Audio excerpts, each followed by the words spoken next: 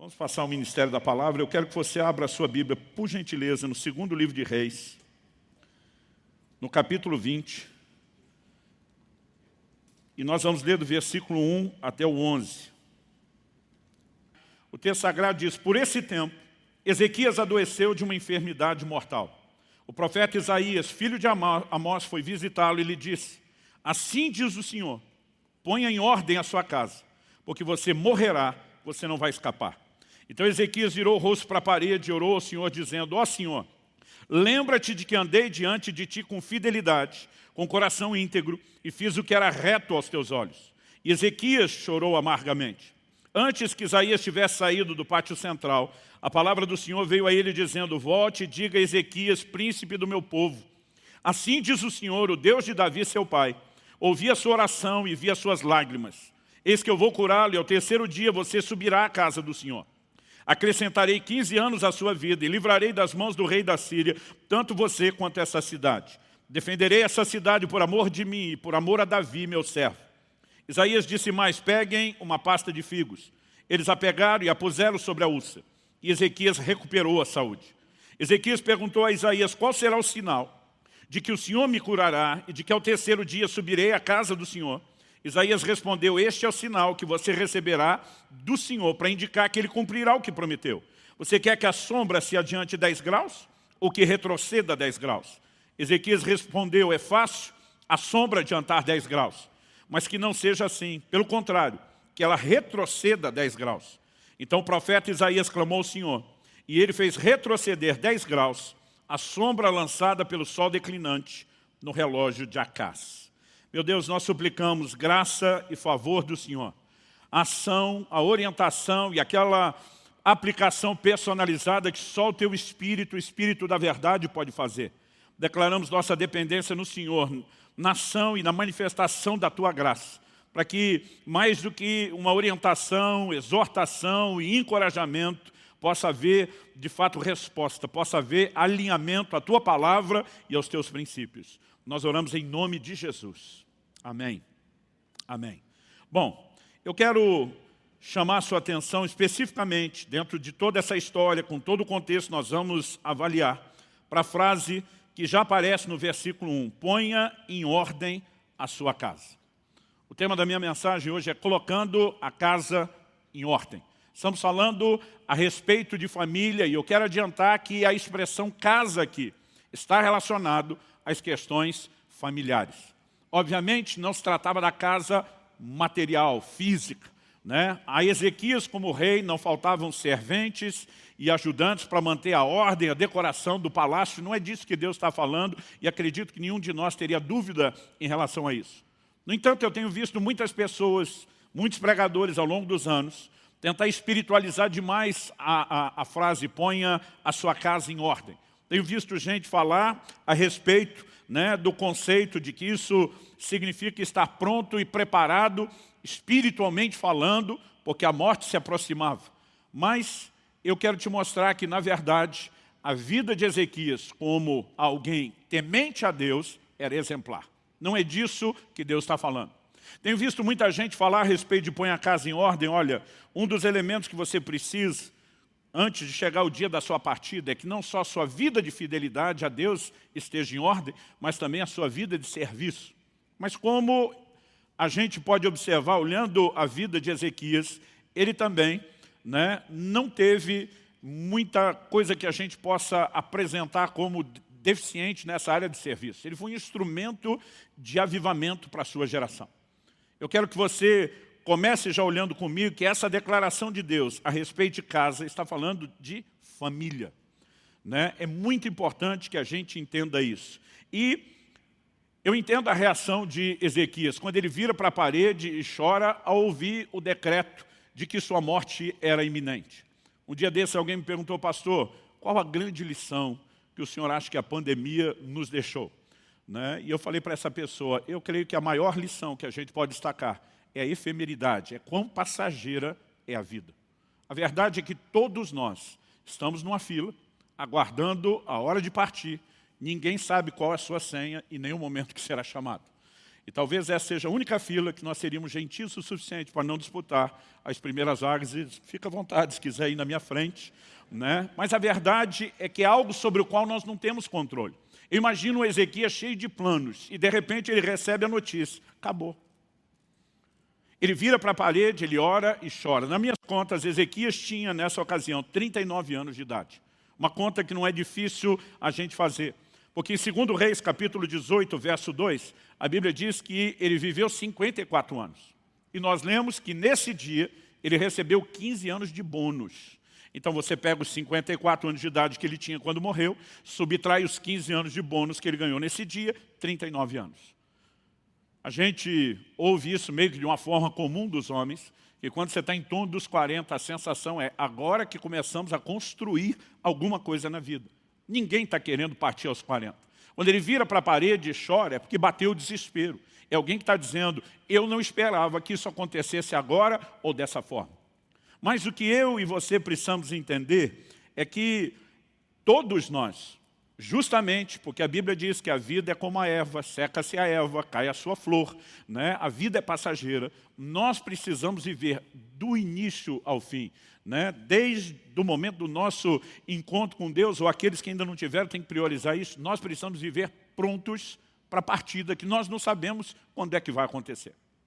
Estar pronto para partir, eu acredito, e eu gosto dessa expressão partir, que Paulo usa em Filipenses 1. Ele diz, eu desejo partir e estar com Cristo, o que é incomparavelmente melhor. Um dia alguém me perguntou, pastor, esse negócio, né, de muitas vezes o senhor falar partir para estar com Cristo, é tipo aquela história do corretor de seguro, que na hora de vender o seguro de vida não fala morrer, diz no caso de você faltar, né, para ser gentil, fala, olha, no meu ramo é melhor a gente tocar o terror do que ser gentil. Né? Para nós é melhor dizer, você vai morrer a qualquer momento e tem que estar pronto para encontrar com Deus do que amenizar. Mas é que na perspectiva do cristão, morte não é fim de existência, é apenas a passagem. Para nós que temos a esperança em Cristo, para algo muito melhor que nos aguarda. Mas viver pronto para partir, se por um lado envolve esse conceito de uma vida espiritual que precisa estar em ordem, e esse conceito é bíblico.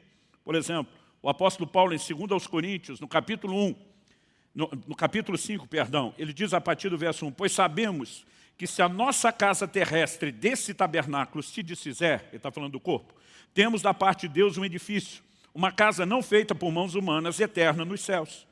E por isso, neste tabernáculo, gememos, desejando muito ser revestidos da nossa habitação celestial, se de fato fomos encontrados vestidos e não nus. Ou seja, precisamos estar prontos para o momento da partida. Mas estar pronto não é apenas ter a vida espiritual em ordem. E eu quero destacar que isso Ezequias tinha. Ezequias foi um homem de fé. A Bíblia fala dele, por exemplo, em 2 Reis 18, nos versos 5 e 6, a Bíblia diz assim, Ezequias confiou no Senhor, Deus de Israel, de maneira que não houve ninguém como ele entre todos os reis de Judá, nem antes nem depois dele. Porque se apegou ao Senhor, não deixou de segui-lo e guardou os mandamentos que o Senhor ordenou a Moisés. O cara vira para a parede na hora que recebe a notícia, chora e diz para Deus, o Senhor sabe que eu tenho andado diante de Ti com inteireza de coração. Eu guardei os Seus mandamentos. Você pode fazer uma afirmação dessa para alguém que não te conhece e enganar. Você dizer isso para Deus, o Senhor sabe que eu te honrei, o cara tem que ter andado na linha. Ele não apenas tinha uma conduta correta, mas a Bíblia destaca a confiança que ele tinha em Deus. A obediência era resultado dessa confiança. Quando Senaqueribe, rei da Síria, e a Síria por muito pouco não se tornou o que Babilônia veio a ser logo depois, o primeiro império de proporção mundial, quando ele bate no portão da casa de Ezequias, ameaçando destruir Jerusalém e conquistar o reino de Judá, e manda uma carta de ameaça. Ezequias, junto com Isaías, levam a carta e estende diante do Senhor, e o posicionamento de Ezequias para Deus é, nós somos o povo da tua aliança, a afronta não é contra nós, a afronta é contra o Senhor. Vê o que é que o Senhor vai fazer a respeito do seu problema. A Bíblia diz, naquela noite, um anjo só, fez um strike no arraial da Síria. Mais de 185 mil soldados foram mortos. Eles bateram em retirada. Israel sequer lutou porque Deus os defendeu. Ele era um homem que vivia intervenções de Deus. Nessa hora mesmo com um decreto que não se tratava apenas de um diagnóstico médico. Uma coisa é o médico dizer, olha, você vai morrer. Não há expectativa nenhuma pela medicina para que a gente mude o seu quadro. A outra é quando o profeta, do calibre de Isaías, né, que nenhuma palavra dele deixou de se cumprir, chega e diz, Deus disse que você vai morrer. Porque quando o médico disse, ainda pode correr a Deus para reverter. E quando Deus diz? O Ezequias diz, eu recorro a Deus mesmo. E ele pede por mais tempo de vida, ele pede por cura. E ele recebeu isso da parte de Deus. Ele era um homem de fé. Não só isso. O profeta Isaías nem foi muito longe e Deus diz, volta e muda o decreto. E ele volta e diz, o Senhor vai te curar, no terceiro dia você sobe à casa do Senhor. O abusado do Ezequias diz o seguinte, toda vez que você tem uma palavra profética, tem um sinal que acompanha. Eu quero coletar meu crédito. Qual o sinal de que essa palavra vai se cumprir? E Ezequias recebe de Isaías o que eu chamo uma proposta de sinal interativo. Ele diz, se você quer que a sombra do relógio de Acas avance 10 graus, tecle 1. Se você quer que retroceda, tecle 2. Está dizendo, é você que escolhe. E o abusado de Ezequias diz, avançar é fácil. Ainda que eu vá acelerar o tempo, avançar, a sombra acontece todo dia. Ele diz, eu quero é que retroceda. Agora pensa, ele já recebeu a palavra de que vai ser curado. Mas só para ter o sinal que confirme, o abusado de Ezequias diz, eu creio que Deus pode mexer na estrutura inteira do universo, só por causa de mim. E viu o sinal acontecer. Então, nós não podemos falar mal da fé dele. O problema dele não era um problema de fé e nem um problema de conduta. Sua vida espiritual estava em ordem e foi um grande exemplo. Aliás, a Bíblia diz, não houve rei em Judá, nem antes nem depois, que se dispôs a buscar o Senhor como ele fez.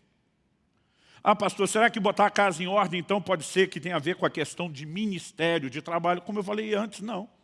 Ele foi um instrumento de avivamento na sua geração. Ele atrai uma geração que havia se distanciado de Deus, apostatado, se envolvido com a idolatria, e ele promove um grande mover de arrependimento e retorno para Deus. Ministerialmente, o cara estava também em alta. Então, como eu disse antes, a frase, põe sua casa em ordem, e o conceito que eu e você precisamos ter de estar pronto para partir não é só da vida espiritual em ordem, não é só da vida ministerial. Porque, gente, toda e qualquer recompensa que teremos na eternidade, ela é decidida por aquilo que nós fazemos para Deus aqui e agora. A única coisa que nos acompanha dessa vida são as nossas obras. Ninguém vai levar nenhum bem, ninguém vai levar nenhum recurso, né? Apocalipse 14:3 diz, bem-aventurados os que agora morrem no Senhor, para que descansem das suas obras, pois as suas obras os acompanham. Mas o conceito bíblico de estar pronto para partir não se limita só a uma vida espiritual em ordem, e é o que eu procurei fazer para Deus. A grande questão que nós encontramos nesse texto é que Deus está dizendo que nenhum de nós deveria partir sem deixar nossa casa em ordem. O legado familiar que eu e você deixaremos para trás é tão importante quanto essas questões de uma vida espiritual em ordem, de uma vida ministerial em ordem, é algo que deveria nos preocupar a ponto de nortearmos a nossa existência, né, por uma atenção especial a esse assunto. Então, ao reconhecer a necessidade de estar pronto para partir, eu quero chamar a sua atenção para que você possa programar todo o restante da sua existência, pensando naquilo que você vai deixar quando não estiver mais aqui. A partir do momento que nós entendemos isso, eu queria que a gente voltasse aqui para a história de Ezequias. Ezequias ouve essa sentença, esse decreto de morte. Ele não quer morrer, ele está novo, ele quer viver mais. E ele apela para a oração. E ele ora e Deus atende. E muitas vezes isso nos leva a um conceito equivocado, no mínimo incompleto de oração. Porque na cabeça de muito crente, oração é o meio através do qual eu consigo de Deus aquilo que eu quero. Tem verdade nisso? Sim, só não tem toda a verdade. Porque se por um lado a oração também envolve eu conseguir de Deus aquilo que eu quero, em contrapartida também deveria ter, e de forma equilibrada, o entendimento de que oração também é o meio através do qual Deus deveria conseguir de nós o que Ele quer. É o que nós aprendemos com Jesus orando no Getsemane. Ele diz, meu Pai, seja feita não a minha, mas a sua vontade. O ambiente de oração não é apenas o lugar onde pleiteamos diante de Deus o que queremos, mas também procuramos entender e entregar a Deus aquilo que Ele quer. Agora, Ezequias pediu a Deus o que ele queria, viver mais. Deus ouviu, atendeu, o curou e lhe deu mais 15 anos de bônus. Mas a pergunta é, Ezequias entregou a Deus o que Deus lhe pediu? E a verdade é que não. Antes de mudar o decreto, dizendo que você vai ser curado, tem mais 15 anos, Deus já está dizendo, presta atenção à sua casa. Coloca sua casa em ordem. A partir do momento que ele foi curado e conseguiu de Deus o que queria, ele não deu a Deus o que Deus pediu. Ele não colocou sua casa em ordem. Segundo Crônicas, capítulo 32, nos diz no verso 25, que Ezequias adoeceu de uma enfermidade mortal, foi curado. Mas o texto termina dizendo assim: Ezequias, no entanto, não correspondeu ao benefício que o Senhor lhe fez. Ele não atendeu nem o comando de Deus e nem correspondeu ao benefício que Deus havia feito, porque ele não coloca sua casa em ordem. O resultado é trágico. Porque se a geração de Ezequias foi uma geração que viveu um intenso avivamento para Deus, a geração seguinte, liderada por Manassés, filho e sucessor de Ezequias, é a geração que conseguiu o maior nível, o maior índice de apostasia que a nação de Israel jamais havia alcançado.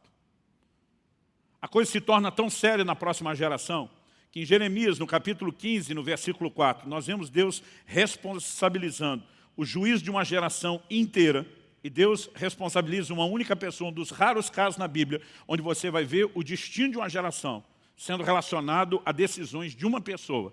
Jeremias 15, 4. Jeremias, que profetizou mais juízo do que qualquer outra coisa, porque aquela geração não se arrependia dos seus pecados. Ele fala da parte de Deus: farei deles um objeto de espanto para todos os reinos da terra, por causa de tudo que Manassés, filho de Ezequias, rei de Judá, fez em Jerusalém. Daqui a pouco nós vamos dar uma olhadinha no Manassés, mas eu posso te garantir e adiantar que ele foi o mais endemoniado de todos os reis que já se assentaram no trono da linhagem de Davi. A geração que mais se distanciou de Deus e que mais afrontou o Senhor foi a geração de Manassés. Agora, sabe o que é pior? A Bíblia diz, como vamos ler daqui a pouco, que Manassés começou a reinar aos 12 anos de idade. Por que ele começou a reinar e sentou-se ao trono aos 12? Porque foi quando seu pai faleceu. E se ele tinha 12 anos de idade quando seu pai faleceu, e seu pai ganhou de Deus na ocasião em que foi curado 15 anos de bônus, quando é que Manassés foi gerado? Durante os 15 anos de bônus. Ou seja, se não fosse para colocar a casa em ordem, era melhor nem ter vivido aqueles 15 anos. Era melhor ter partido mais cedo do que deixar o estrago que ele deixou para trás. E eu e você precisamos nos questionar o que é mais importante. E não estou dizendo que ter recebido de Deus cura e longevidade, mais 15 anos de vida, não seja algo bom. Mas muitas vezes nós estamos buscando algumas coisas que entendemos ser boas, mas não avaliamos o que é mais importante, o que merece uma atenção maior ainda. Então não estou falando contra cura ou longevidade. No Salmo 103, o salmista diz: bendize a minha alma ao Senhor e não se esqueça de nenhum só dos seus benefícios. E diz: é Ele quem perdoa as tuas iniquidades. Esse é um benefício, mas não é o único. E diz: é Ele quem sara as tuas enfermidades. É Ele quem redime a tua vida da cova. É Ele quem te coroa de graça e de benignidade. Então, nós precisamos entender que ser curado e receber longevidade, né, ser redimido da cova, são bênçãos de Deus. No entanto, nós precisamos avaliar aquilo que é mais importante. Porque mais importante do que ser curado de uma enfermidade mortal e viver mais, é o que nós deixamos para trás. E se Deus já está dizendo, presta atenção no que está rolando agora, como que o Ezequias conseguiu deixar a situação pior depois do que já estava antes? O problema não foi ter sido curado. O erro não foi ter ganhado mais 15 anos de idade. O erro foi, apesar de tudo isso, não ter dado a atenção que deveria à sua casa. E aqui, eu e você precisamos entender e compreender algo que acredito ser importante demais. Para mim, o grande erro de Ezequias foi não entender um elemento que é forte na nossa fé, chamado continuidade geracional. Talvez esse pudesse ser também um bom tema para a mensagem. Continuidade geracional.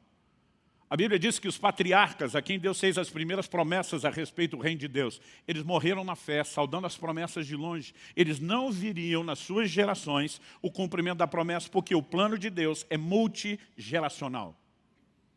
E Deus não quer que ninguém viva em função só do seu relacionamento com Deus, no seu momento e na sua geração, mas Deus quer que haja em nós uma visão e uma perspectiva de continuidade.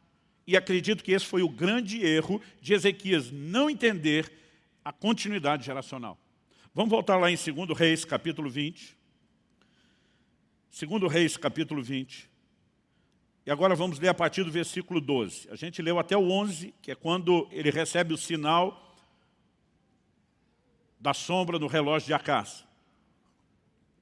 O 12, continuando o assunto, diz: nesse tempo, no tempo da sua cura, nesse tempo, Merodach-Baladã, filho de Baladã, rei da Babilônia, enviou cartas e um presente a Ezequias, porque soube que ele havia estado doente.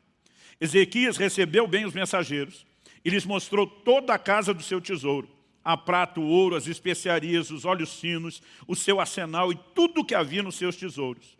Não houve nada em seu palácio, nem todo o seu domínio que Ezequias não lhes mostrasse. Vamos fazer uma pausa aqui. Alguns anos atrás, na época em que os memes ainda vinham por e-mail, antes da era WhatsApp, eu recebi um e-mail de um amigo desses gaiatos, engraçado, brincalhão, intitulado Manias de Pobre. E quando eu comecei a ler a lista, que era todo numerado, eu ria, porque tudo estava na lista. Eram coisas que eu tinha praticado intensamente. É lógico que nós estamos falando de uma outra geração. Então aquele negócio de botar bombril na antena da televisão para melhorar o sinal, lamber a tampa do iogurte para não desperdiçar nada, né? Eu ia lendo aquilo tudo e rindo. E uma das coisas que estava na lista, lá dizia, mostrar a casa para as visitas. Eu falei, isso eu já fiz, mas dizer que isso limita só a nós crescermos com a vida mais simples, eu me recuso a concordar. Porque quem mais tem é quem mais se orgulha de mostrar o que tem. Quando Ezequias faz questão de mostrar para esses mensageiros todo o seu tesouro, é porque ele de fato queria ostentar e com orgulho tudo que tinha.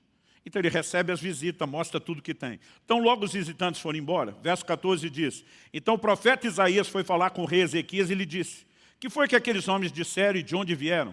Ezequias respondeu, então no verso 14, vieram de uma terra distante, da Babilônia. Isaías perguntou, o que eles viram no seu palácio? Ezequias respondeu, viram tudo o que há em meu palácio. Não houve nada nos meus tesouros que eu não lhes mostrasse. Então Isaías disse a Ezequias, ouça a palavra do Senhor.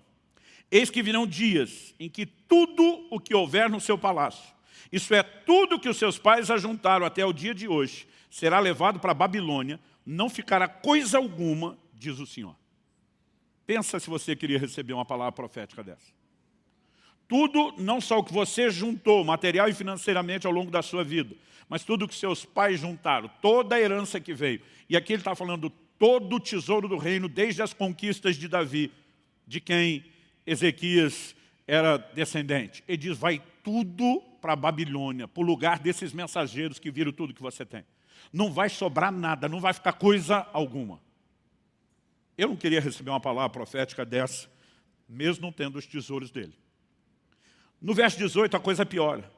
Ele diz, dos seus próprios filhos, alguns dos seus próprios filhos, gerados por você, serão levados para que sejam eunucos no palácio do rei da Babilônia. Se a primeira notícia de perda material é ruim, a segunda é pior ainda. Por que é pior ainda? Porque a linhagem dele não apenas seria levada em cativeiro, não apenas seriam feitos escravos vivendo no exílio, mas ele claramente está dizendo que seriam feitos eunucos no palácio do rei da Babilônia. Isso era um senso comum em todos os lugares, né, dos povos do mundo antigo, que um eunuco, quando feito eunuco, era castrado. Ele serviria no palácio sem ser uma ameaça ao harém do rei, basicamente. Isso significava que os filhos não só viveriam longe, distante, em condição de escravidão, mas que a continuidade geracional seria comprometida. Então, se a primeira notícia é ruim, a segunda, pior ainda. Mas olha a reação de Ezequias no verso 19. Então Ezequias disse a Isaías, boa é a palavra do Senhor que você falou. Pelo amor de Deus, gente. Como alguém pode ouvir essas duas notícias terríveis e dizer boa palavra? Eu não consigo imaginar nenhuma criatura recebendo uma palavra profética dessa. Glória a Deus, aleluia, que bênção. Sonho de consumo. Agora, por que o camarada disse que a palavra é boa? O verso 19 explica. Pois ele pensava assim, enquanto eu viver, haverá paz e segurança. Ué, Deus está dizendo que o negócio vai acontecer com os filhos. Ele ainda nem gerou o primeiro filho, que é o sucessor, que é Manassés. Ele diz, até esse negócio acontecer, eu já estou no fim dos meus 15 anos de bônus. Então, a conclusão que esse homem chega revela um egoísmo absurdo. É como se, em outras palavras, ele estivesse dizendo, o importante é que quem vai se dar mal, ou quem vai se lascar, com o perdão da palavra, não sou eu. Então, ele é indiferente ao estrago que acontecerá na próxima geração, porque o importante é que ele estivesse bem na história. Aqui nós estamos falando de um homem de fé, um homem de caráter e de princípios, um homem de realizações no reino de Deus, mas que estava, com o perdão da palavra, se lixando para a próxima geração. E acredite, em 30 anos de ministério, eu tenho conhecido muitos homens de fé, homens de avivamento, e que não estão levando a sério a continuidade geracional, né? Não estão cuidando sequer da sua casa. E Deus está dizendo que está pronto para partir. Não é apenas você ter a sua fé com Deus em ordem ou o seu trabalho. Nós precisamos ter olhos para a próxima geração. Quem está entendendo, diga amém. Quando nós começamos a pensar o modelo de continuidade geracional, nós precisamos voltar lá aos primórdios de toda a ação de Deus. Por exemplo, quando Deus faz uma aliança com Abraão e diz, em ti serão benditas todas as famílias da terra. Paulo, escrevendo aos Gálatas, diz que Deus pré-anunciou o evangelho que seria pregado aos gentios a Abraão. Deus está dizendo, eu não quero abençoar só você, eu quero fazer algo em você e na sua linhagem para que isso transborde para a terra inteira. Mas se você olhar Gênesis capítulo 18, verso 19, se puder me acompanhe, Gênesis capítulo 18, versículo 19. Olha o que Deus fala sobre Abraão. Deus diz assim, porque eu o escolhi para que ordene aos seus filhos e à sua casa depois dele, a fim de que guardem o caminho do Senhor, pratiquem a justiça e o juízo, para que o Senhor faça vir sobre Abraão o que lhe prometeu. Deus está dizendo, eu fiz uma promessa, de que em ti serão benditas todas as famílias da terra. Mas Abraão, vamos deixar claro uma coisa? Eu escolhi você para que você ordene sua casa, seus filhos depois de você, que guardem o caminho do Senhor, que pratiquem a justiça e o juízo, porque essa é a única forma de que aquilo que eu prometi sobre você se cumpra e se torne realidade. Se você não estiver focado na preparação das próximas gerações, não adianta ter uma promessa. Cada geração precisa entender que o grande propósito de Deus para ela não é apenas o que ela vai experimentar em Deus nos seus dias, mas é o que ela está construindo para as próximas gerações. Eu estava conversando esses dias com um outro pastor amigo, e ele falou de uma frase que ele ouviu ou leu recentemente que o deixou em choque. Ele diz, nós estamos a uma geração da apostasia e da extinção da nossa fé. A uma geração. A responsabilidade de cada geração não é só manter a chama acesa, a semelhança de uma corrida de bastão. Nós precisamos comunicar isso. É por isso que você vai ver o tempo todo ênfases na Bíblia. O que vimos e ouvimos de nossos pais. Uma geração anunciará a outra geração. E o tempo todo nós vemos que essa é a grande responsabilidade. Quando falamos a respeito de uma vida familiar correta, isso é muito maior do que apenas manter uma boa qualidade de vida emocional dentro de casa. É cultivar a presença de Deus, é manter acesa a chama da fé, é transmitir a aliança que nós temos com Deus. Aliás, esse era o grande propósito do rito da circuncisão. Eu não sei como você lê a Bíblia. Eu gosto sempre de ler, tentando me colocar lá na história, me imaginando no lugar do personagem, vivenciando o ambiente, todos os detalhes.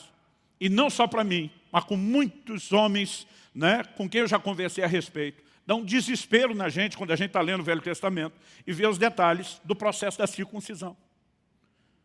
A circuncisão, ordem que Deus deu para a partir de Abraão, toda a sua linhagem praticar, que Paulo escrevendo aos Romanos chama de o selo da justiça da fé que ele teve, o que para nós é equivalente ao batismo. Paulo escrevendo aos Colossenses fala do batismo, contendo esse papel de ser o selo da fé que a circuncisão tinha. Ela deixa nós, os homens, apavorados. Porque, para quem não sabe, a circuncisão era uma cirurgia de fimose. Era o corte do prepúcio, da carne excedente do pênis, o órgão reprodutor masculino. Agora, o sistema era bruto, gente. Eles não tinham anestesia, eles não tinham asepsia, eles não tinham analgésico, não tinham anti-inflamatório e nem antibiótico. A Bíblia diz que Deus fala para Josué quando chega em Gilgal, faze facas de pederneira. Pederneira é pedra. O instrumento cirúrgico era pedra afiada. A maioria de nós, os homens, já se encolhe todo enquanto está lendo. Gênesis 34 fala que os filhos de Jacó usaram de astúcia com os homens de Siquém, depois que Diná, irmã deles, foi violentada. E eles propõem, olha, a única forma da nossa filha ser dada em casamento ao homem que a violentou é se vocês se considerarem que é o rito da nossa família. E até aí eles não estavam mentindo. Mas a Bíblia diz que quando os homens se circuncidaram, o texto diz assim, no terceiro dia, quando estavam no auge da dor. Aí você imagina o processo. Uma cidade inteira não conseguiu resistir ao ataque de alguns dos filhos de Jacó, porque eles não tinham capacidade física de lutar. O processo era doído, doloroso. E por causa disso, muitas vezes a gente não consegue enxergar a beleza que está por trás do ritual. O que é que Deus está dizendo? Todo pai deve circuncidar o seu filho homem no 8º dia de vida. Deus estava dizendo o quê? A marca da aliança que você tem comigo tem que ser transmitida para a próxima geração. Você, pai, é responsável por marcar o seu filho com a mesma aliança que você carrega. E a gente chama de um sinal de aliança, porque envolvia derramamento de sangue, o que para os povos antigos dava um caráter ainda mais sagrado à aliança. Mas não era só a aliança que o pai colocava no filho. O pai colocava no filho um lembrete. Ele está dizendo, menino, quando você crescer e chegar a hora de usar o seu instrumento de reprodução, você tem ali um lembrete de que a mesma aliança que seu pai te transmitiu, você vai ter que transmitir para o seu filho. Era um claro sinal de que a aliança de Deus, ela era multigeracional. Deveria haver continuidade geracional. Mas a forma como Ezequias agiu trouxe um prejuízo enorme. Se você voltar comigo lá em 2º livro de Reis, a gente leu até o final do capítulo 20, mas quando a gente começa no versículo, na verdade o finalzinho é o verso 21, que diz assim, Ezequias morreu e Manassés seu filho reinou em seu lugar. Capítulo 21 começa falando sobre quem foi Manassés. Manassés tinha 12 anos de idade quando começou a reinar e reinou 55 anos em Jerusalém. A mãe dele se chamava Refisbá.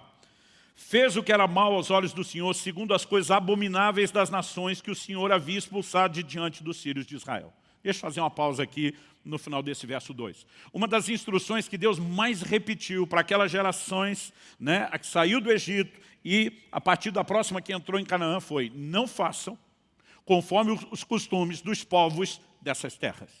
Não façam o que os cananeus faziam.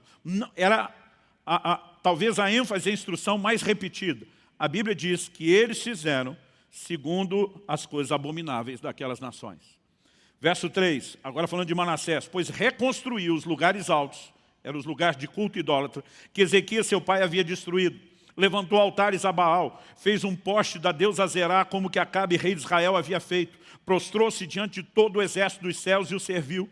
Edificou altares na casa do Senhor, a respeito da qual o Senhor tinha dito, em Jerusalém porei o meu nome. Também edificou altares a todo o exército dos céus, nos 2 átrios da casa do Senhor. Queimou seu filho em sacrifício, adivinhava pelas nuvens, era agoureiro e tratava com médiuns e feiticeiros, e fazia continuamente o que era mal aos olhos do Senhor, para o provocar a ira.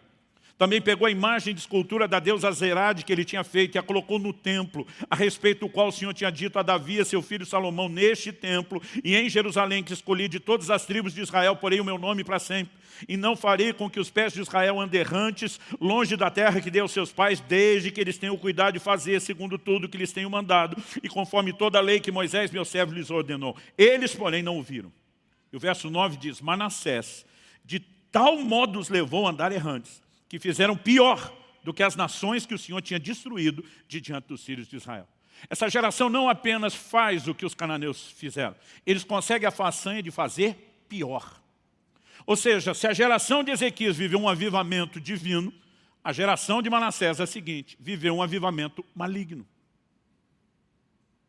Aliás, raramente você verá na Bíblia ou na história um avivamento que dura mais do que uma geração. O que mostra a nossa deficiência de pensar além de nós mesmos, de olhar além do umbigo e focar na próxima geração. Há uma responsabilidade que nós precisamos ter, e esse clamor do coração de Deus, coloque a sua casa em ordem, era justamente para que tudo aquilo que Ezequias viveu e construiu não se perdesse. Então isso é algo que me traz muito temor. Eu, quando criança, eu lembro bem garoto, meus pais sofrendo, assistindo um jogo da seleção brasileira, e eu dizendo para meu pai, não dá para nós entrar lá ajudar eles? Eu não sei se era só eu, quando criança, que tinha essa sensação. Será que dá para entrar no filme, na história, em algum lugar? Agora, eu vou te dizer, se eu pudesse entrar nessa história de Ezequias, era para agarrar esse cara pelo pescoço. Como que alguém ouve o que vai acontecer com os filhos e diz boa palavra? Agora, a pergunta é, será que esse egoísmo manifestado por ele era exclusividade dele, comportamento de mais ninguém? Não. Em 30 anos de ministério, eu já vi muita gente que, em nome do sucesso da sua carreira profissional, atropelou o casamento e os filhos. Ele estava mais preocupado em se dar bem no final da história do que pensar na sua casa. Eu tenho conhecido muitos pastores e líderes que, a semelhança de Ezequias, também foram homens de fé e de avivamento, mas que, em nome do sucesso ministerial, sacrificaram a sua casa. E todo o sacrifício da família em prol da construção de qualquer outra coisa é apresentado na Bíblia como um retrato de maldição e não de bênção. Josué disse depois da conquista de Jericó, maldito o homem que reedificar a Jericó. Com a perda do seu filho mais velho, vai colocar os fundamentos, início da obra. Com a perda do filho mais novo, o caçula, vai colocar as portas, o acabamento. Você vai ler depois em 1 Reis 16:34, em seus dias, Iel, o betelita, reconstruiu Jericó. A Bíblia diz, com a perda do seu filho mais velho, colocou os fundamentos. Com a perda do caçula, colocou as portas. Nada que você construa na vida, à custa do sacrifício da família, do casamento ou dos filhos, é retrato de bênção, é maldição. E nós precisamos carregar esse temor. Eu não quero, de modo algum, terminar a minha história, a minha jornada, a minha caminhada com Deus, dizendo que fiz algo bom para o reino de Deus, mas não investir na continuidade geracional. Aliás, se existe algo que mexe comigo, desde a minha adolescência, por conta de coisas que eu li, de advertências que eu recebi, foi sempre o desejo de terminar bem. Gente, algumas estatísticas dizem, estou falando agora de ministros do Evangelho. A estatística foi levantada nos Estados Unidos, mas não é muito diferente no resto do mundo. Tem variações para mais e para menos, dependendo dos lugares. Cerca de 80% dos ministros não terminam bem suas carreiras. Não estou dizendo que terminaram desviado, mas arranhado em algum lugar, né, a sua história de integridade, em alguma área. Houve uma época em que minha briga era ser parte dos 20%. Hoje tem sido mudar essa estatística dos 80%. E um camarada que sempre me inspirou quando eu pensava nesse modelo de integridade foi o profeta Samuel. Em 1 Samuel, no capítulo 12, a Bíblia nos mostra a maneira como ele termina a sua carreira. Ele se coloca diante do povo. Não estamos falando de um político prestando conta de 4 anos de mandato. Ele diz, minha vida tem estado diante de vocês desde a minha juventude até a minha velhice, uma vida inteira. Ele diz, eu quero que qualquer um de vocês se levante para dizer quando foi que eu fui injusto contra alguém aqui. Ele foi juiz, o último dos juízes de Israel. Julgou a nação durante uma vida inteira. O povo responde, você nunca foi injusto com nenhum de nós. Ele diz, no versículo 3, eis-me aqui, testemunhe contra mim, diante do Senhor e diante do seu ungido, de quem tomei o boi, de quem tomei o jumento, a quem enganei, a quem oprimi, das mãos de quem aceitei suborno para encobrir com ele os meus olhos. Falem e eu restituirei. Verso 4 diz, então responderam, você não nos defraudou, nem nos oprimiu, nem tomou coisa alguma das mãos de ninguém. Ele não contente, ainda diz, o Senhor é testemunha contra vocês e também o seu ungido é testemunha hoje de que vocês não encontraram nada nas minhas mãos. O povo confirmou, Deus é testemunha. Tipo, ninguém aqui está de brincadeira. Eu dizia, Deus, eu quero terminar que nem Samuel. Eu preciso terminar bem como Samuel. Mas quando Deus começou a falar comigo a respeito dessa questão de continuidade geracional, eu vi algo sobre Samuel que me fez mudar minha oração. E eu quero que você me acompanhe no capítulo 8, onde nós vamos terminar. Capítulo 8, verso 1 diz, quando Samuel ficou velho, constituiu seus filhos por juízes sobre Israel. O primogênito se chamava Joel e o segundo se chamava Abias. Eles foram juízes em Berseba. Porém, os filhos de Samuel não andaram pelos caminhos dele. Ao contrário, inclinaram-se à avareza, aceitaram suborno e perverteram o direito. Verso 4 diz, então, todos os anciãos de Israel se congregaram e foram falar com Samuel em Ramá. Quando você olha para os tempos antigos, os anciãos sentavam às portas da cidade, os que julgavam, os que tinham autoridade. Todos os anciãos de Israel, da nação. Em alguns lugares hoje chamaríamos isso de uma Assembleia Geral Extraordinária, para resolver um problema sério. Eles vão até Samuel e disseram, verso 5, veja, você está ficando velho. Na tradução da Bíblia, na linguagem de hoje, do pastor Luciano Subirá, versão mineira, diz que eles falam assim, você está mais para lá do que para cá. Você está ficando velho e os seus filhos não andam pelos seus caminhos. Por isso, queremos agora que você nos constitua um rei para que nos governe, como acontece em todas as nações. Mas Samuel não gostou dessa palavra quando disseram, dê-nos um rei para que nos governe. Então Samuel orou ao Senhor, e o Senhor disse a Samuel, atenda a voz do povo em tudo que lhe pede, porque não foi a você que rejeitaram, mas a mim, para que eu não reine sobre eles. Durante muito tempo, eu não pensava dessa forma, mas o que eu imaginava, na maneira que eu vou explicar hoje, né, porque na época eu não percebia que era isso, é que Samuel e Deus estão numa disputa de mimimi, quem é o mais rejeitado.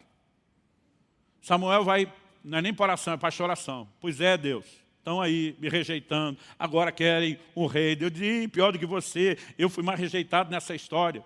Não é isso que está acontecendo. Ninguém rejeitou Samuel. A prova é que ele vai até a sua velhice, mas ele já está para morrer. Então imagina nas entrelinhas, esse povo está dizendo para ele, véi, no caso era velho mesmo, né? Véi, se tu vivesse mais 100 anos, a gente estava fechado contigo mais 100 anos. Se vivesse mais 200, a gente estava fechado mais 200. Você foi um homem íntegro, ninguém tem o que falar. Nenhuma das suas palavras caíram por terra. Deus estava contigo. Ninguém quer abrir mão disso. Mas o problema é que você já está partindo. E você largou uma bucha, um enorme de um problema para nós. Porque os seus filhos que você está colocando como seus sucessores não andam nos seus caminhos. Eles não são uma continuidade daquilo que você foi. Eles nem sequer te representam. Se eles fossem como você, nós aceitaríamos eles como te aceitamos. Mas do jeito que você está deixando essas crias, não dá para engolir. Ele diz, então nós preferimos ter um rei como as outras nações têm. Nós queremos que haja regras do reino. E Samuel, antes de estabelecer Saul, ele começa a falar a respeito das regras do reino, porque essa era a reclamação. Aí, enquanto Samuel está chorando diante de Deus, me rejeitaram, Deus está olhando para ele e dizer, cabeção, você acha que o prejuízo é seu? Porque sua continuidade geracional não vai estar no governo? Deus diz, o prejuízo é meu.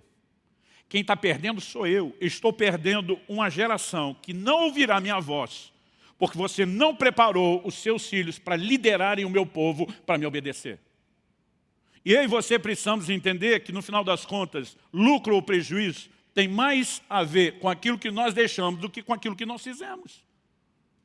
Eu creio que é por isso que o apóstolo Pedro diz na sua primeiro capítulo da sua segunda epístola, ele diz que ele se esforçava para que mesmo depois da sua partida, ele continuasse frutificando. Nós precisamos pensar em continuidade, isso não é só lembrança do que fizemos. Começa pela nossa casa, começa pelos nossos filhos.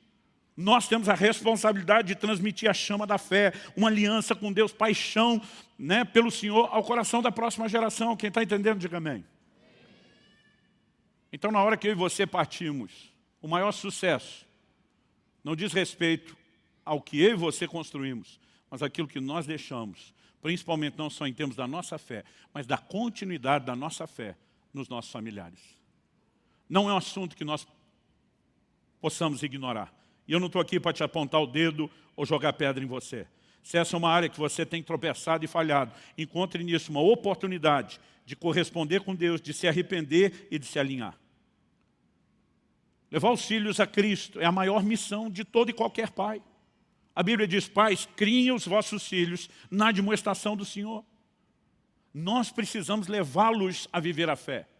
Tem pai que depois que os filhos crescem e estão distantes, outro dia um reclamou comigo, Deus não cumpriu sua palavra. Falei, como é que é? Não está lá em Provérbios 22:6, ensina a criança o caminho que deve andar, e até quando for velho não desviará, o meu desviou. Aí eu citei para ele uma frase que eu ouvi outro dia do pastor Ricardo Vasconcelos, do Família de Sucesso. Quando lançamos nosso livro Como Flechas, eu lembro que ele falou isso numa live, eu fui até pesquisar, eu nunca tinha reparado. Ele falou, Luciano, você percebeu que a Bíblia diz, ensine a criança no caminho, e não ensine o caminho? Tem muito pai só apontando, o caminho é aquele, ele anda lá, mas ele mesmo não anda. Como é que você espera que seu filho viva aquilo que nem você vive? Não existe nada mais importante do que levarmos a nossa continuidade geracional a servir ao Senhor. Quem está entendendo, diga amém. Agora, se você errou, tem que existir a disposição de buscar estabelecer consertos, de buscar reverter o quadro. Pastor, eu não sou perfeito, nenhum de nós é. Pastor, eu não sabia tudo, nenhum de nós sabe. Mas a questão é que alguns de nós usamos os recursos divinos e outros não. Eu já falei várias vezes aqui, meu pai cresceu num lar completamente desestruturado. Ele não teve modelo e referência nenhuma. E hoje, quando eu olho para trás, eu vejo que meu pai falhou em questões que eram básicas. Mas sabe onde ele ganhava terreno? No joelho.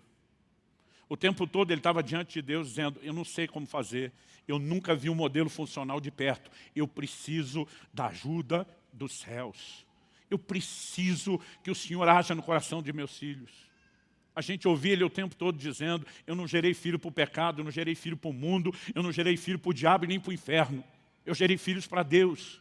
E ele lutava continuamente diante do Senhor. E a gente via mesmo em situações onde talvez ele não soube como lidar, a graça de Deus se manifestando, o sobrenatural interferindo. E eu quero te dizer, ainda dá tempo de lutar pela sua casa. Porque se Manassés foi o mais endemoniado de todos os reis, algo que nós não podemos esquecer, quando você termina a história de Manassés, é que esse camarada acaba se arrependendo e se voltando para Deus. E se Manassés teve chance e oportunidade, não diga você que o caso dos seus filhos ou netos são perdidos. O que muitas vezes está nos faltando é lutar e batalhar devidamente por eles em oração. E eu queria que você ficasse em pé e a gente pudesse terminar com o tempo de oração.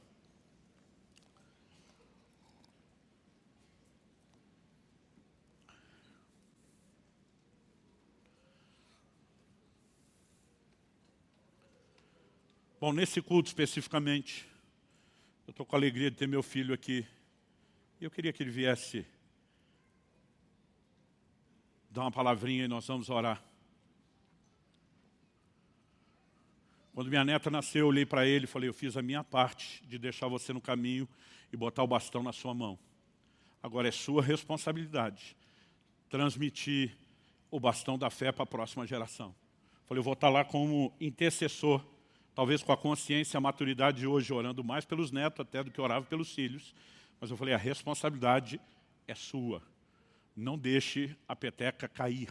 Né? Porque não basta apenas que você procure focar algo nos filhos. Nós precisamos preparar cada geração a investir na próxima e a investir na próxima, para que até que nosso Senhor volte, o reino de Deus avance cada vez mais. Amém? Amém. Bom, de tudo o que os meus pais fizeram como pais, o que eu mais tenho gratidão foi eles terem nos ensinado sobre o caminho, no caminho que devemos andar. Eu acredito e eu sinto de compartilhar isso, que o que fez isso para mim, eu sei que para minha irmã também, não foi só eles terem nos ensinado que nós devíamos ler a Bíblia. Porque eles terem nos ensinado que nós devíamos, nos ajudou com aquilo naquela época. Mas para nós ver como eles liam a Bíblia.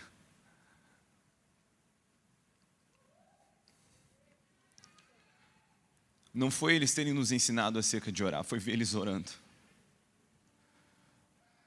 E muitas vezes tem pais que tentam ensinar seus filhos acerca da importância das coisas, mas sem praticar não vai ter como. Nós precisamos liderar pelo exemplo e hoje eu já digo isso como pai, né? Não só filho, eu tenho tentado repetir isso na vida da minha filha. Que desde hoje, as primeiras coisas que ela está aprendendo são aquelas brincadeiras que a gente faz, de onde Jesus mora. E antes de orar, ela juntando as mãozinhas, e a gente já tem expondo ela a esse ambiente. Se nós conseguimos expor os nossos filhos a essa paixão, eles vão conhecer a verdade. Sabe por que a verdade liberta? Conhecer a verdade liberta? Porque não tem verdade mais bela. Então, em casa, nós líamos a Bíblia, orávamos desde criança, muitas vezes até com a ajudinha de uma regra. Mas quando eu saí de casa, eu continuei exercendo essas coisas porque elas não eram práticas de família. Era um relacionamento com Deus. Nós precisamos entender que nós estamos preparando nossos filhos para andar em lugares que nós não vamos andar. O importante não é que eles amem ao Senhor conosco, o importante é que eles aprendam a amar ao Senhor. Em Deuteronômio 6, nós temos esse mandamento importantíssimo que depois Jesus fez como referência do mandamento mais importante. E além de ensinar, né, o Senhor como andar, que amássemos Ele de todo o coração, alma e força, Ele falou, né, ensine isso aos seus filhos, quando eles se acordarem, quando eles forem dormir.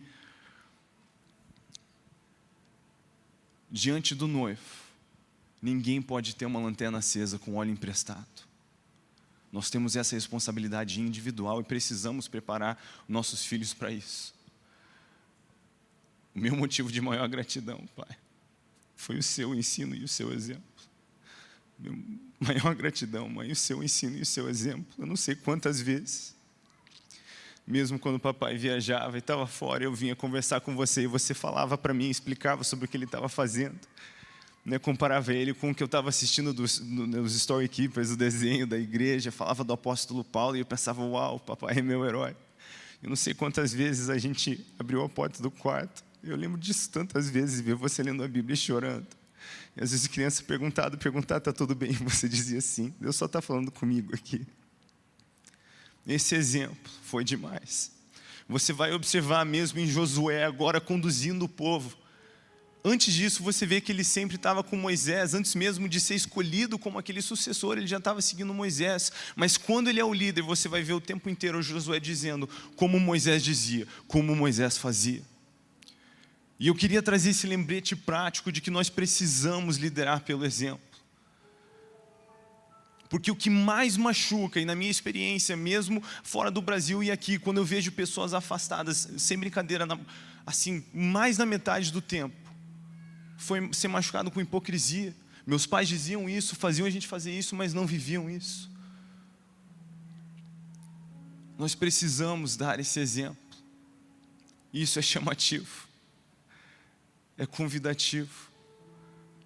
E foi o que eu acredito que mais, desde criança, chamou a minha atenção para querer seguir ao Senhor. E nós precisamos lembrar de outra coisa. É importante que a gente exponha os nossos filhos às lutas. Muitas vezes a gente quer poupar eles das dores, mas a gente precisa expor ele às lutas. Porque as lutas que nós enfrentamos e com Deus vencemos são os monumentos que eles vão ter. Várias vezes os meus pais sentavam conosco e diziam, olha, nós estamos passando por isso, temos esse desafio, mas nós vamos ver o Senhor agir. E a gente orava como família, adivinha só, nós vimos o Senhor agir. E isso foi encorajando, alimentando a minha fé. Nós precisamos ter discernimento de entender esses momentos. Eu lembro de uma vez que minha irmã machucou o dedo, eu, acostumado com aquele ambiente que nós fazíamos, eu orei por ela, o dedo dela foi curado. E várias vezes, quando aparecia um desafio, os meus pais me lembravam, você não lembra de quando você orou pela sua irmã e o dedo dela foi curado? Você não lembra de quando você pediu para Deus um videogame e Ele te deu? E isso foi reafirmando a minha fé de novo e de novo. Mais do que qualquer coisa que eu experimentei em conferência ou na igreja, foi o evangelho que nós vivemos em casa. Não por ser a família do pastor, mas por ser uma família que segue a Jesus. E voltando nessa questão da coerência, do exemplo e da autoridade, porque você presta atenção, as multidões, elas surtavam com o ensino de Jesus, porque ele falava como alguém que tinha autoridade, sem hipocrisia, não era como os escribas, como os fariseus, alguns dos escribas. Ele ensinava com autoridade, porque ele vivia tudo o que ele estava falando. Ele só falava o que ele via o pai falar. Ele só fazia o que ele via o pai fazer. Meu pai muitas vezes sentou comigo e falou, filho, você não pode fazer isso, porque a Bíblia diz isso. Mas essa não foi a única experiência que eu tive. Eu me lembro de diversas vezes que meu pai se sentou comigo e falou, filho, eu preciso te pedir perdão, porque eu fiz isso. E a Bíblia diz que eu não devo fazer isso dessa maneira. E se nós vivemos assim, e amamos ao Senhor de todo o coração, e expomos os nossos filhos a isso, isso vai ser contagiante. Nós precisamos preparar eles para andar em lugares que nós não vamos andar. A gente precisa ensinar eles não a amar ao Senhor conosco, mas ensiná-los a amar ao Senhor, para que um dia, quando eles estejam distantes, longe de nossas casas, eles continuem fazendo isso. Por que tanta gente desvia com 18 anos ao sair de casa? Porque estava queimando com óleo emprestado. E é isso que nós precisamos transmitir aos nossos filhos. Para que, trabalhando com todo amor e intensidade, se não testemunharmos com os nossos próprios olhos o retorno do Rei, vamos preparar os nossos filhos para testemunhar esse retorno.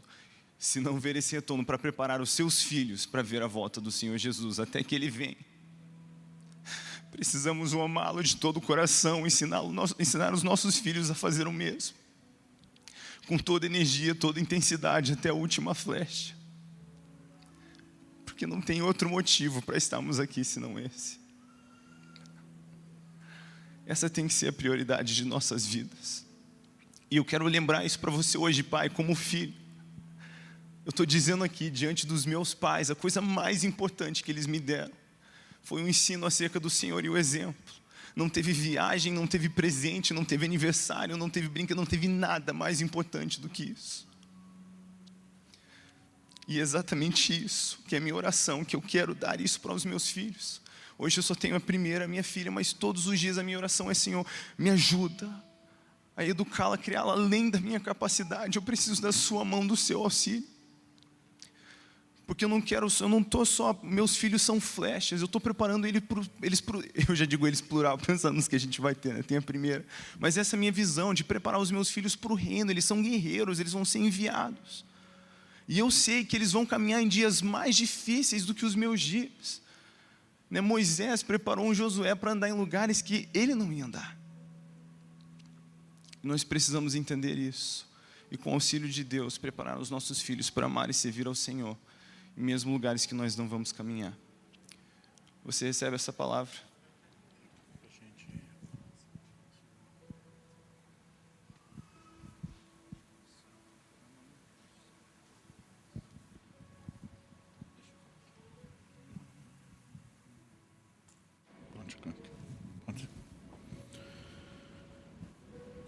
Talvez você olhe para você mesmo e pense: pastor, eu não sou perfeito. Eu vou repetir o que falamos antes: ninguém é.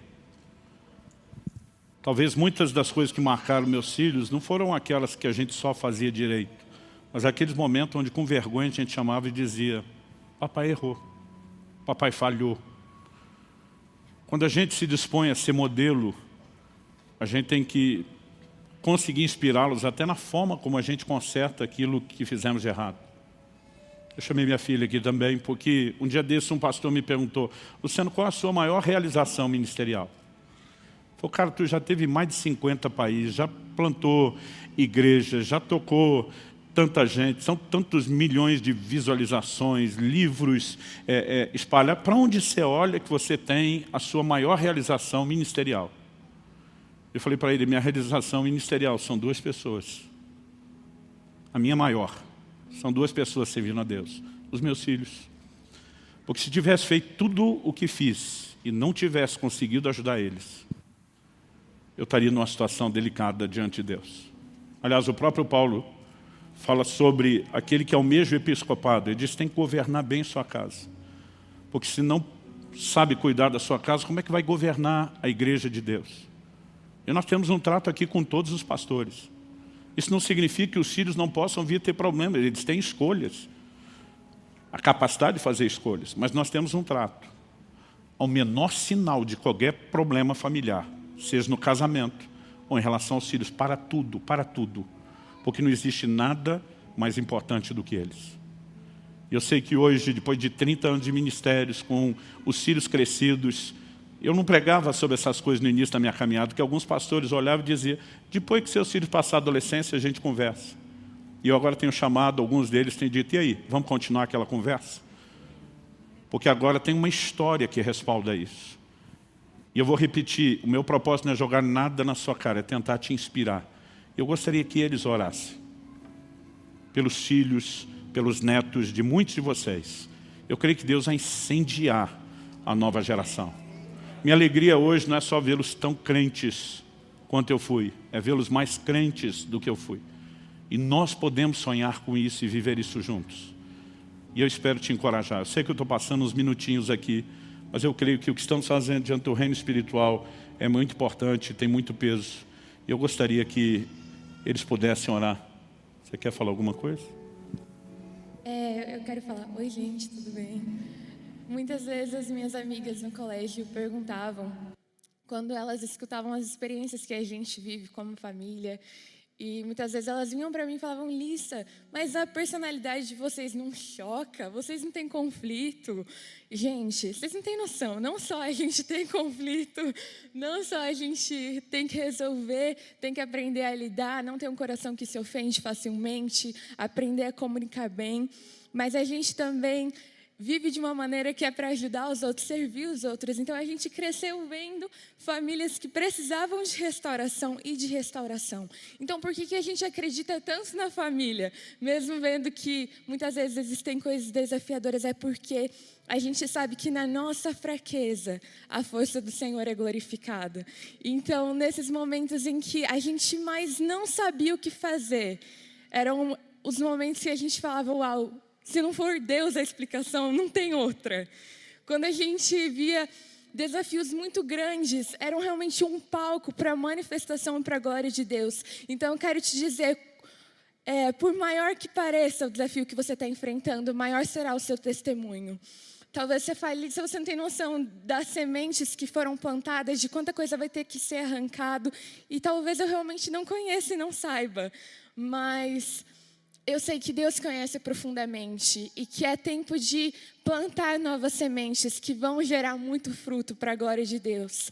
A palavra fala que sem Jesus nós não podemos fazer nada, nem na nossa família, nem em qualquer outra área da nossa vida. Então eu acredito que manter esse coração de falar, Deus, nos ensina a ser família, nos ensina a manifestar o seu caráter, apesar da nossa personalidade, da nossa opinião, da forma que a gente acha que é melhor fazer, que a gente possa morrer para nós mesmos nesse sentido e falar, Deus, o que você acha sobre isso? Qual é a forma que você entende, que você nos fala na palavra que é a forma de fazer e lidar com isso? Amém?